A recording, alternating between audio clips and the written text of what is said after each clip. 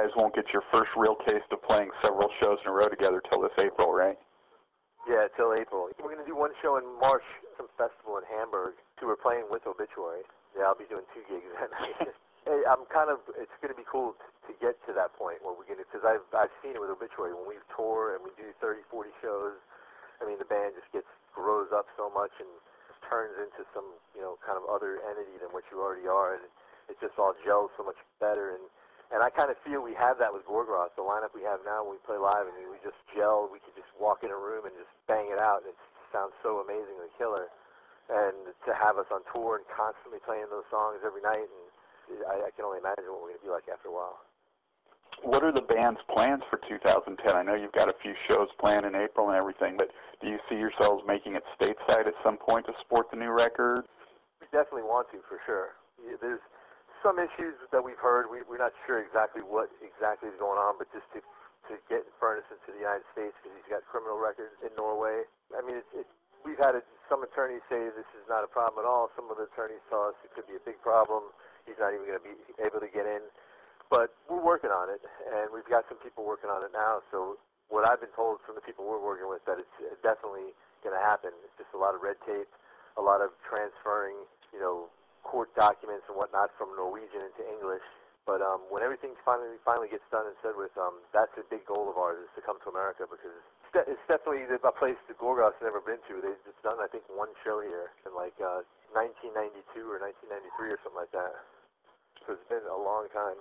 Do you guys think that with the new album and the new lineup and everything, especially since you're not obviously going to be able to get to America immediately, that there may be a new DVD forthcoming with the new lineup of material? Yeah, we're definitely looking at it. They filmed the whole Hole in the Sky show. Oh, did they? We're debating on a video from that. But yeah, I mean, we did another show in Trondheim. That was the second show that we did, and they filmed that. So we're definitely getting the footage going. And it's just going to be a matter of, when we settle down and we kind of take a look back at all this kind of footage and see what we want to do with it exactly. But yeah, I'm sure there's going to be a DVD. What do you think of the current state of the black metal scene? There's a lot of great bands. I mean, Tarka from Norway, they're an amazing band. One of my favorite black metal bands at this time. Hall, they're from Norway as well. Really fucking heavy black metal brutal band. I mean, I like a lot of it. Some of the symphonic stuff and the kind of outlandish stuff that's out there now, I'm not really feeling some of it, but I'm kind of an old school kind of guy. If I'm going to listen to black metal, I'll throw on Transylvania Hunger or something like that. I'm not really looking for the next new thing. Although, like I said, Hall, Tarka, their albums, their newer ones even, have been classics, and I'm glad to see that still alive. For the uninitiated, explain the difference between black metal and death metal, and the difference in style and sound between Obituary and Gorgoroth from your point of view. I'd say black metal is a lot infused, almost like a goth type of thing, where a lot of people dress real morbidly and evilly and satanic and all in black and whatnot, and paint their face and whatnot. Death metal kind of goes to pretty much any kid can be into death metal. I've met hardcore kids into death metal, and really special dress code, I guess, for that. And death metal has its elements of black metal, and I think black metal has its elements of death metal.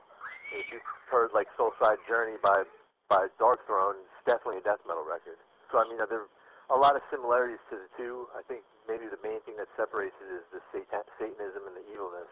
They just take it to way more extreme than the death metal guys do. So sort of the atmosphere more so than the music itself. Yeah, definitely.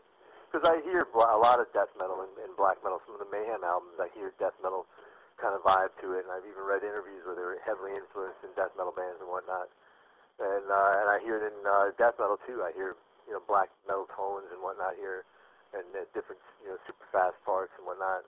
But I mean, it's definitely a genre that's crossed. There's a lot of similarities, but I think the overall aura of black metal to death metal is the difference. Now, when you're not spreading the dark and evil seed through your music, what do you engage in for entertainment purposes beyond music? I like to go fishing. I like fishing a lot, although I haven't been in a long time. I think the last time I went fishing, I was actually in Bergen with Infernus fishing. Wow. But yeah. That's got to be a totally different experience. Oh yeah, it was insane. I'm used to fishing out here in the Everglades in Florida, and I was in the mountains, and Bergen fishing. It was pretty crazy. I'm constantly playing my guitar. I'm constantly looking into new instruments and new technologies and stuff like that. Although I don't get too digitally with stuff, I just pretty much stringed instruments and whatnot. Yeah, other than that, it's my days engulfed in my bands, my business, and then my kids' time. I'm basically in sleeping. You got to fit that in somewhere, right? Yeah. So exactly. For those of us who have never had the good fortune to go over there yet, what's it like in Norway? Oh, I love it, man. It's the best of like the mountains and just the atmosphere and the weather and the fish towns and whatnot like that. It's a country that I've dreamt about when I was like a kid, like that. I'd go to some crazy place like this with huge mountains, and you can see snow on the mountain caps like in the middle of the summer. I mean, it's a beautiful, beautiful place. I mean, every time I'm there, I just find myself just staring and looking around. And the guys I'm with are like, "What are you looking at?" And I'm like, "This place, it's just amazing." You know, and I come from Florida. I was actually born in New York.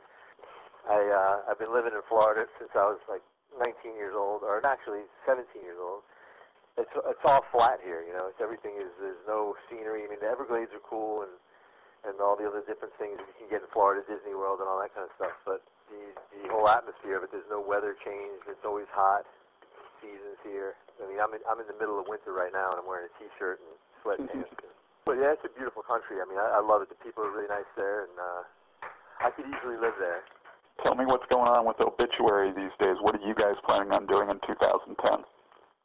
We have a tour coming up here in March, just us headlining. We're doing like a lot of countries we hardly ever play, like the UK. We're going to Spain, Italy. We're doing like 4 or 5 shows in Italy, 4 or 5 shows in Spain. After that, we're doing pretty much all the European festivals. Well, actually, in May, we're doing the Maryland Death Fest, a pretty big Death Fest. Autopsy's playing. A lot of pretty big bands are playing. That's going to be really cool. Pestilence, I think, is playing. But and I think we're going to do a few shows around the States. I believe we're going to Austin, Texas, and we're going to do Houston. And that's going to be around May. And then in the summer, all the festivals. And I think after we're done with the festivals, we're going to kind of step back and start looking into our next record. Gotcha. And we hope to put that out in 2011 as well. And how are people responding to the album that you just put out in 2010? The latest Obituary, amazing. Yeah, amazing. They've been doing a lot of touring, a lot of shows for it, and we just start the show with the first song on the album, List of Dead, and it's like the whole place goes apeshit, so we knew it was a good one. Excellent. And then, of course, you know, with you doing both these projects, how are the guys in Obituary dealing with that? Are they being supportive? Nobody's really said anything. Nobody's really like complained about it or even really mentioned it, honestly. They know I've known Roger for a long time, and I've never interfered any shows that we've done or anything. Like I said, there's this one show we got coming up that we're both going to play the same days, but that's really my hardship. Have 2 shows, but nothing's ever really been said. My guys are pretty much, they got their own projects. They do the Tardy Brothers have their own Tardy Brothers band. Trevor plays in another band called Catastrophic. Ralph plays in Deicide. So, I mean, everybody's got kind of their own things, and so you're not never really a question. Yeah, it's never really a question of anything.